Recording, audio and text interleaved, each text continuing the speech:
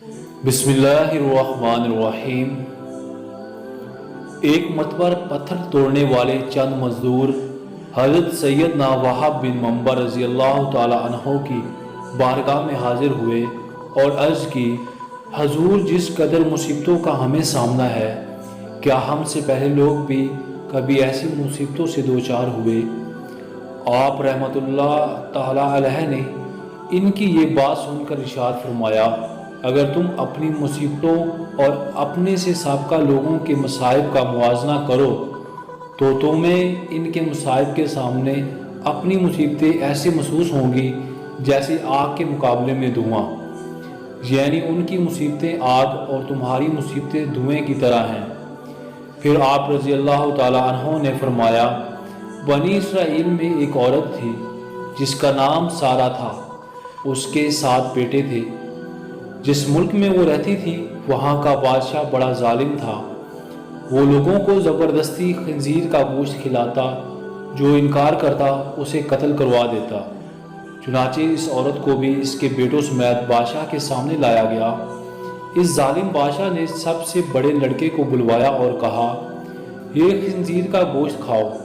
اس مرد مجاہد نے جواب دیا، میں اللہ عز و جل کی حرام کی گئی چیز کو ہرگز نہیں کھاؤں گا۔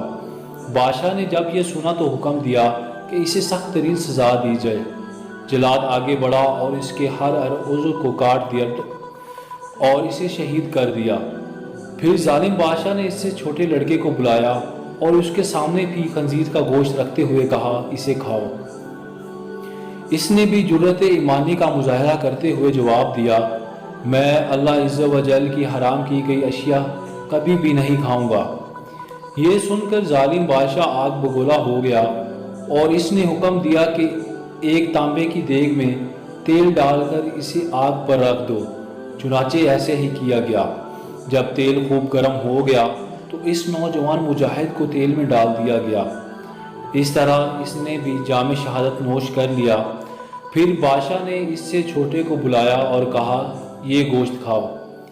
اس نے بادشاہ سے کہا، تو ذلیل و کمزور ہے، تو اللہ عز و جل کے مقابلے میں کچھ بھی نہیں، تو مجھے اللہ عز و جل کے حکم کے خلاف کسی بات پر ہرگز آمادہ نہیں کر سکتا۔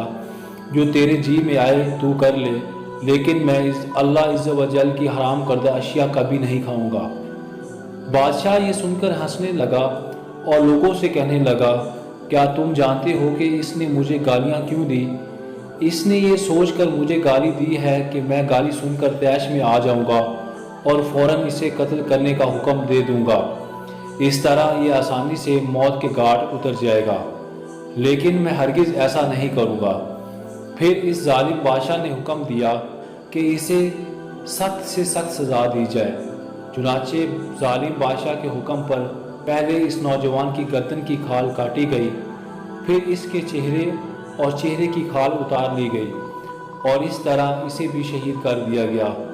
بادشاہ نے اسی طرح مختلف ظالمانہ انداز میں باقی بھائیوں کو بھی شہید کروا دیا۔ آخر میں سب سے چھوٹا بھائی بچا۔ بادشاہ نے اس کی والدہ کو بلایا اور کہا، میں تیرا بھی یہی حشر کروں گا، اگر تو اپنی اور اپنے اس بیٹے کی سلامتی چاہتی ہے تو اسے تنہائی میں لے جا کر سمجھا، اگر یہ ایک لقمہ کھانے پر بھی راضی ہو گیا تو میں اسے چھوڑ دوں گا، پھر تم من پسند زندگی گزارنا۔ اس عورت نے کہا، ٹھیک ہے، میں اسے سمجھانے کی کوشش کرتی ہوں۔ پھر وہ اپنے بیٹے کو تنہائی میں لے گئی اور کہا، اے میرے لختے جگر، کیا تو جانتا ہے کہ تیرے بھائیوں میں سے ہر ایک پر میرا ایک حق ہے اور تجھ پر میرے 2 حق ہیں؟ وہ اس طرح کہ میں نے تیرے بھائیوں کو 2 سال دودھ پلایا تھا۔ تیری پیدائش سے چند دن قبل تیرے والد کا انتقال ہو گیا، پھر جب تیری ولادت ہوئی تو بہت زیادہ کمزور تھا۔ مجھے تجھ پر بڑا ترس آیا اور میں نے تیری کمزوری اور تجھ سے اپنی شدید محبت کی وجہ سے تجھے 4 سال دودھ پلایا۔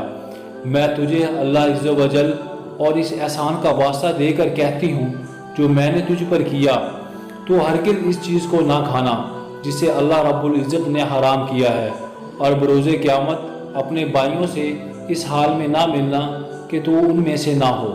جب سعادت مند بیٹے نے ماں کی یہ باتیں سنی تو کہا، میں تو ڈر رہا تھا کہ شاید آپ مجھے خنزیر کا گوشت کھانے پر ابھاریں گی، لیکن اللہ عز و جل کا شکر ہے کہ اس نے مجھے تم جیسی عظیم ماں عطا فرمائی۔ اب یہ وہی کرے گا۔ پھر وہ عورت اپنے بیٹے کو لے کر بادشاہ کے پاس آئی اور کہا، یہ لو، اب یہ وہی کرے گا جو میں نے اس سے کہا ہے۔ بادشاہ بڑا خوش ہوا اور اس کی طرف خنزیر کا گوشت بڑھاتے ہوئے کہا، یہ لو، اس میں سے کچھ کھا لو۔ یہ سن کر بہادر نوجوان نے جواب دیا، اللہ عز و جل کی قسم، میں ہرگز اس چیز کو نہیں کھاؤں گا جسے اللہ عز و جل نے حرام کیا ہے۔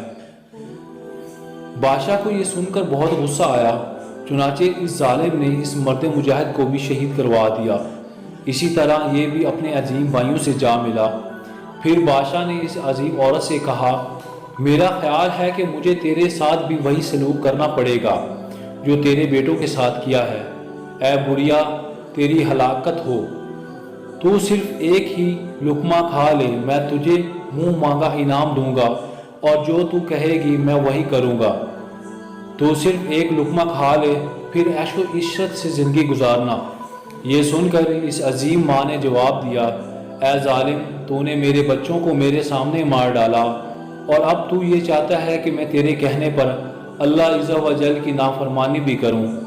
اپنے بچوں کی موت کے بعد مجھے زندگی سے کوئی سروکار نہیں۔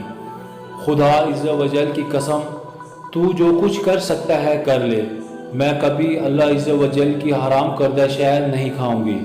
یہ سن کر اس سفاک و ظالم بادشاہ نے اسے بھی شہید کروا دیا۔